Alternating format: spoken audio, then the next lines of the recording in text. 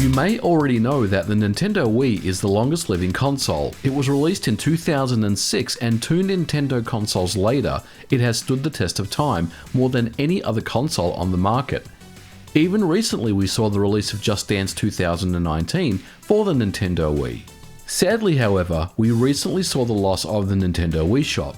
It's a downside of all digital distribution stores. And for those that haven't seen my video, I covered the Wii Shop and how you can keep playing beyond the January the 30th date with a simple soft mod of your Nintendo Wii. But the Wii Shop closure wasn't the only thing that the Nintendo Wii lost.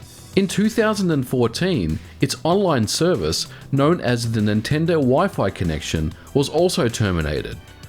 What this essentially means is games such as Super Smash Brothers Brawl, Mario Kart Wii, Call of Duty Black Ops and more were no longer able to be played online. So, is that it then? It's time to close up shop, put a pin in the Nintendo Wii and announce that it's finally a dead system? Well, not exactly. Like the original Xbox and PlayStation 2, systems that we've covered on the channel before, communities are keeping the Nintendo Wii online, and we're going to take a closer look at how simple and easy it is to utilize and keep your Nintendo Wii connected and ready to play online games in 2019. So we recently saw the termination of the Nintendo Wii Shop in January of 2019. Now the Nintendo Wi-Fi connection service ended in May of 2014, so it's been a long time since that service has been shut down. But the good news is you can continue to play online games like Super Smash Brothers Brawl behind me here in 2019 with your Nintendo Wii. Let's go ahead and take a closer look at the Nintendo Wi-Fi connection service. The Nintendo Wi-Fi connection was also known as the WFC or NWFC. It was the online platform for select Wii and DS games that supported multiplayer. The service was free on both the Wii and the Nintendo DS, but it did lack some features that you would normally find on Xbox Live. Nintendo's initial focus was speed and ease of use in order to jump into an online game without any fuss. Originally rolled out in 2005 on the Nintendo DS, they were lagging behind Microsoft with their Xbox Live infrastructure and Sony with their PlayStation Network. Nintendo tried a few attempts to bring an online platform, but without much success. The GameCube did support online, but its user base was very small, especially compared to Xbox Live at the time. For the Nintendo Wi-Fi connection infrastructure, the 3 words that President Satoru Iwata used to describe the service was simple, safe and free. And within 4 months over 1 million unique users had connected to the service. Mario Kart on the Nintendo DS was a smash hit, and the online functionality was the icing on the cake. The Nintendo WFC was supported with around 100 games on the Nintendo Wii, including WiiWare and smash hits like Mario Kart Wii that sold over 15 million copies worldwide. Finally, Nintendo had an online network that was successful. Incidentally, it's easy to know which games were WFC supported thanks to the blue logo on the case of the game. Behind the scenes, however, while the Nintendo WFC was created by Nintendo themselves, the decision was made to use server infrastructure that was hosted by GameSpy, a very popular online service in the 90s with mostly PC dial-up games like Quake, Quake 2, Descent and Duke Nukem 3D. If you ever remember gaming with a dial-up modem back in the late 90s, you surely will remember GameSpy.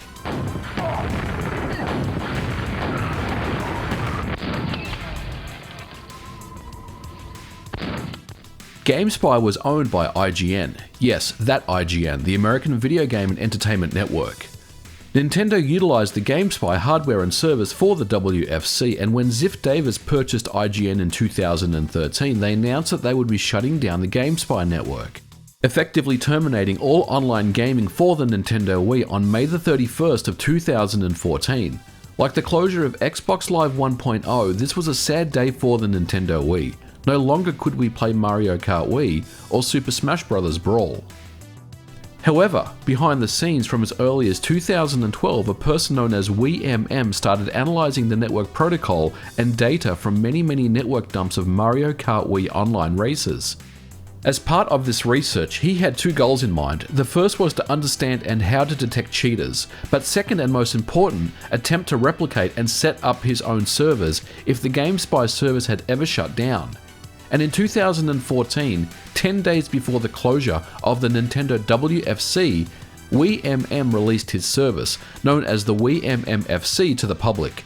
It required a small patcher and a copy of the game dumped from the disc to the USB drive in order to play, but every Wii game was supported at launch. In general, the patches that were applied found and replaced any instance of the HTTP address nintendowifi.net with wiimmfi.de, which is Wiimmfi servers that he had set up after many years of collecting data and research and emulating the server infrastructure. Since then, Wiimmfi has been updated several times with the addition of general overall performance and stability, matchmaking, web portals, more servers, and the ability to ban consoles. So we've talked about the origins of the Nintendo Wi-Fi connection service and its ultimate closure in 2014, as well as the fan-made alternative to keep Nintendo Wii games online from 2012 to this current day. So let's go ahead and take a look and see how it's actually done and how we can install a simple patch onto our Nintendo Wii in order to play online games in 2019 and beyond. So in order to play games like Mario Kart Wii and Super Smash Brothers Brawl online, you will need to apply patches to the games. There are a few different ways of doing this, but I will show you the method that works for me. And this method requires an original copy of the game. Now before you proceed, you will need a soft-modded Wii system running the homebrew launcher. I've explained how to do this in my previous Wii video that I will link below if you aren't familiar with this process. The first thing you want to do is test out a game like Mario Kart Wii. When you try to connect to the Nintendo WFC, it won't allow it, obviously because the service is down. So now with your soft-modded Wii, take the SD card out of your Nintendo Wii and mount it on your PC. Then browse over to https://wii.guide/wiimmfi. Scroll down slightly until you see the Auto Wiimmfi patcher link. Click to download that and extract the contents onto the root of the SD card, and then insert the card back into the Wii.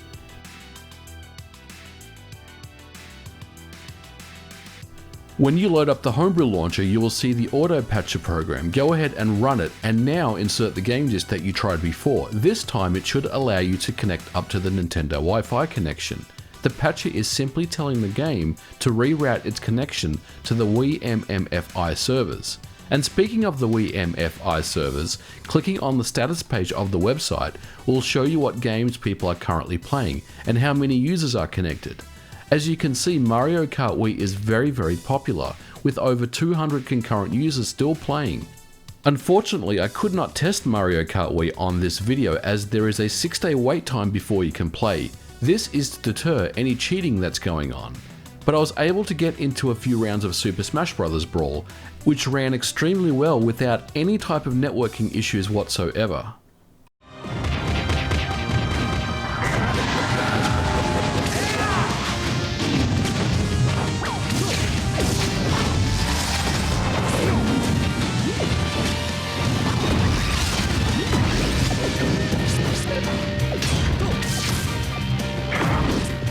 One other interesting piece of information about the Nintendo Wi-Fi connection service was there were some games, a subset of games by some publishers that utilized their own internal servers and not the GameSpy servers that were hosted by Nintendo for the Nintendo Wi-Fi connection service. And I'm talking about games like Call of Duty Black Ops and Modern Warfare 3. Not all games that support online utilize the Nintendo GameSpy servers. Activision hosts their own online servers for Call of Duty Modern Warfare 3 and Black Ops, which also included the Nintendo Wii port of the game. These servers are still online to this day. It's also interesting to note that the game doesn't mention the Nintendo WFC on the cover, rather they say the games are Wi-Fi compatible. So I loaded up Black Ops on the Wii and connected up online just as predicted. It's worth mentioning that you do not need to patch these games in order to play online.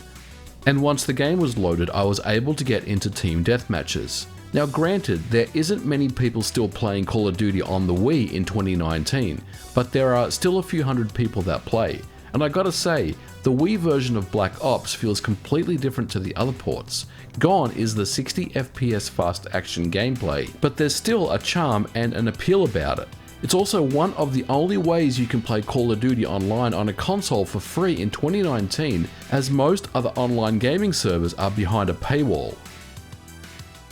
So before I go, I will leave links in the description below to everything that I've done in this video so you know what you need to do if you are interested in getting your Nintendo Wii online in 2019. I had an absolute blast going back and revisiting these games. Playing Smash Brothers Brawl online was so much fun, as well as playing Call of Duty Black Ops. So much fun to go back and play those games online. And if you really think about it, you're not behind a paywall on the Nintendo Wii, so this is one of the cheapest ways to actually play games online on a console in 2019 as well. So definitely check it out if you are interested. Well guys, I'm going to leave it here for this video. Thank you so much for watching. Leave a comment below if you have any questions. As always, don't forget to like and subscribe, and I'll catch you guys in the next video.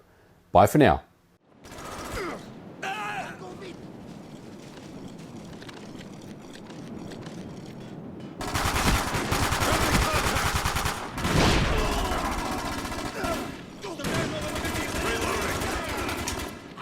Kill confirmed!